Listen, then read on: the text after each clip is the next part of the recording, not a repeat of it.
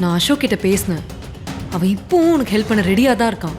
ஆனால் ஒரு கண்டிஷன், நீ ஹரீஷை டிவோர்ஸ் பண்ணிட்டு அசோக்கை கல்யாணம் பண்ண சம்மதிச்சா இப்போவே உன் பிரச்சனையை காப்பாற்ற அவன் ரெடியாக இருக்கான். அவளை எதுக்கு நீ முறைக்கிற?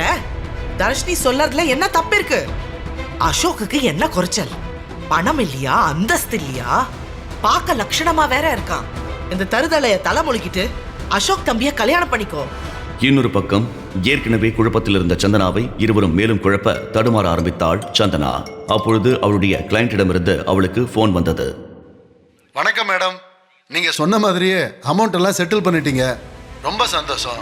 நான் சொன்ன மாதிரியே உங்களோட ஆபீஸ் டாக்குமெண்ட், வீட்டு பத்திரம் எல்லாத்தையும் நான் கொடுத்து அனுப்பிட்டேன். அன்னைக்கு உங்களை தப்பா பேசினதுக்கு என்னை மன்னிச்சிருங்க என்று கிளையண்ட் கனிவாக பேச சந்தனாவுக்கு அது பெரும் ஷாக்காக இருந்தது. அடுத்த நொடியே சந்தனாவின் செக்ரட்டரி அவளுக்கு போன் செய்தாள்.